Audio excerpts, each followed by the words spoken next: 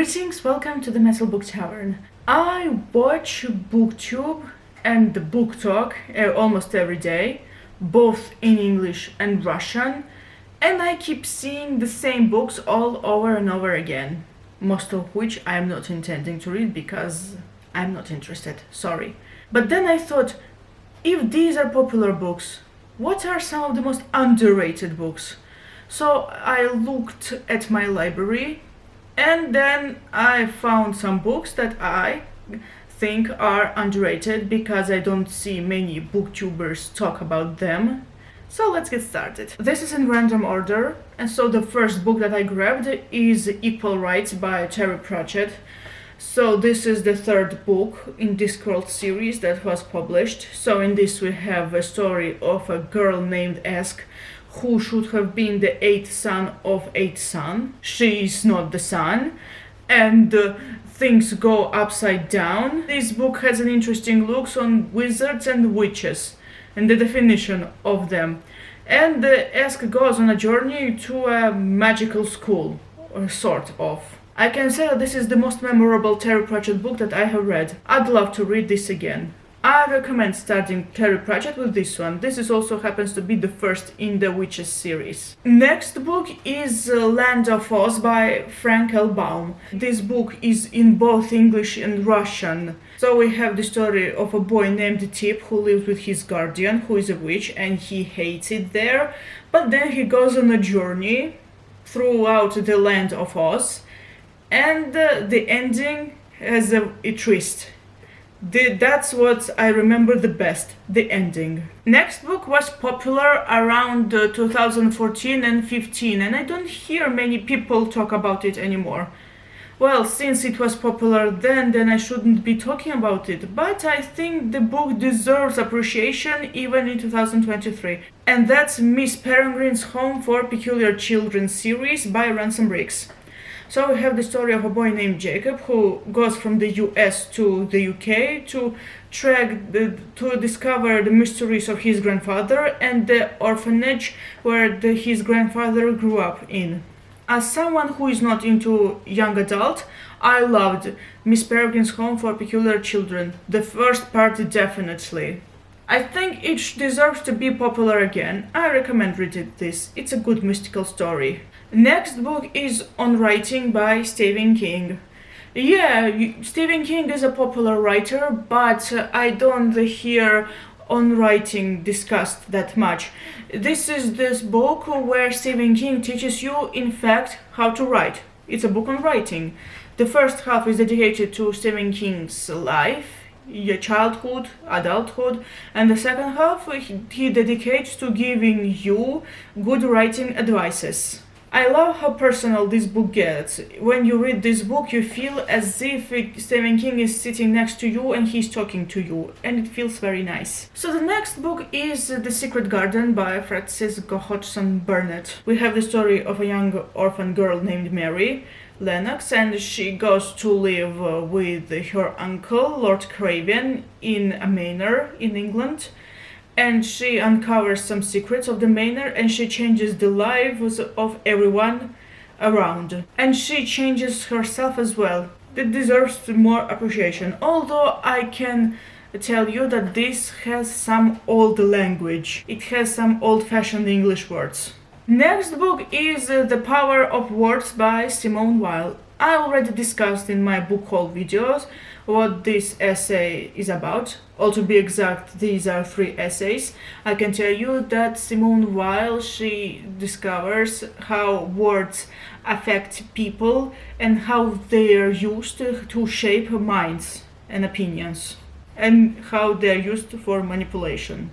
Next book is A Fugue for a Darkening Island by Christopher Priest. So this book is about African people who flee the continent to European countries because their homeland has turned into a radioactive desolation. The best part about this book is it's about a guy who is trying to survive in these circumstances along with his wife and daughter. Next author is not quite underrated, but this book on the other hand is. Because when you talk about Hermann Hesse, it's always either Steppenwolf or Damien or something else, but never Beneath the Wheel. As you know, this is one of my favorite novels now, and I already have a video about this book. It's called Why It's Worth Reading, Beneath the Wheel. I recommend checking that one out. So now I'm going to move on. Next book is Gabriel Garcia Marquez and his 100 Years of Solitude. I think the only booktuber who talked about this book was Emmy.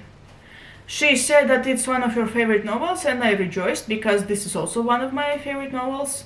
This doesn't have a lot of dialogue, it doesn't have chapters at all, but it's still enjoyable to read. This is the story of a few generations of one family. When their family gives birth to saints and sinners, revolutionaries, heroes, traitors. Very mind-blowing book. I love it so much. So the next book is Everything is Illuminated by Jonathan Safran Foer. I think some of you recognized Elijah Wood on this photo. Everyone I showed this book to thought it was Harry Potter, but I think Elijah got used to being confused with Daniel Radcliffe. Anyway, this story is based on true events, as I remember, and this is a story about a young Jewish American guy who goes from the US to Ukraine to uncover the story of his past. I want to reread this. Next book is an Agatha Christie novel, and that's Hickory Dickory. This book is set in a student campus, and the students lose their items. It doesn't seem awful, but Hercule Poirot thinks otherwise. This is the first Hercule Poirot story I read, and I recommend starting with this one. It's a very underrated Agatha Christie novel, I think. It doesn't get talked much about. Next book is one of my recent reads. It's quite unusual for my channel, but anyway, Shortest History of Germany by James House. Are you interested in Germany? Are you interested in the country's history beyond what's known to everyone? I recommend this. Sure, this is a very short book, and I'm considering buying André Maurois' book, where he goes through the history of Germany. It's much bigger and it has more details, but I still recommend this one. Next book is Stepford Wives by Ira Levin. So the story is about a young family who goes to live in a town called Stepford. So Joanna, the mother of the family, notices that all wives are perfect wives and mothers. Way too perfect for Joanna's taste. Of course, Joanna doesn't like this, especially after she finds out that these women used to be more active and had lives beyond husbands and children, with a very unexpected twist. I didn't expect this to happen. So the next book is J.R.R. Tolkien and his own favorite stories. I can't say that it's completely underrated, but it deserves more praise, I think. So this essay is Tolkien's protection of escapism, why we need it, and why fantasy matters.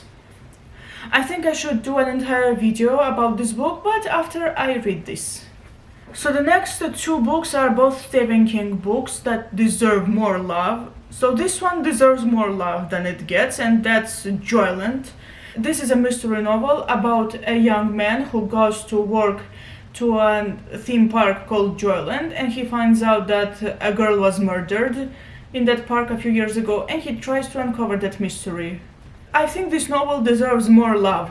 I often hear criticism about this book, but it's a very good mystery novel, and it's lighthearted too. The deal is that Stephen King's novels tend to be very dark. This, on the other hand, seems to be quite uplifting. And the next book is Dead Zone. According to Stephen King, he was kinda inspired by the assassination of John F. Kennedy. He also wrote 11, 22, 63, and definitely a book inspired by JFK assassination. But in this book, however, he thinks, what if the assassin for presidential candidate was right? This was his speculation in this book. The main character gets superpowers, where he sees things and he tries to prevent the politician from coming into power. Interesting speculation from unusual perspective. So these two books I originally thought of not showing because this is predominantly for my Russian audience, but I'm going to show them and briefly talk about them. These are all both Ilya Frank books. This is for learning English and this one is for learning German. Both these books contain jokes. They repeat twice. First, they are written in English or German with Russian translation, and second time they are written in English or German without the Russian translation. Next book is for German learners. Short stories in German by Ollie Richards and Alex Rawlings. I keep forgetting their names. If you have A2, B1 levels of German, you are going to like this book. After each chapter there are translation of words and some tests. Next novel is a great vampire novel, and that's Fever Dream by George R.R. Martin. So this book is about a guy named Abner Marsh who goes to sail on a boat with a young man called Joshua York, and then Abner notices that Joshua is kind of strange. So this book has a very interesting take on vampires. Very unusual, you wouldn't expect that. And George R.R. Martin did a great job. Next book I can't call completely underrated, but it's a fantasy series, and compared to other fantasy series, it is kinda underrated and it's worthy of love. I will always defend this series, and that's Chronicles of Narnia by C.S. Lewis. I intend on making a video on this series. I'll talk properly about the series in that video. Now I'll move on to my final book in the video. And now the last book in the video. I can't completely call it underrated, but I don't see people talk about it enough. It's The Neverending Story by Michael Ende. I also have a video called Why It's Worth Reading The Neverending Story, and I talk about that book in that video. Anyway, that's all. These are all the books that I consider to be quite underrated. What are the books that you consider to be underrated? Let me know down in the comments. That's all. Thank you so much for watching. I hope you enjoyed this video.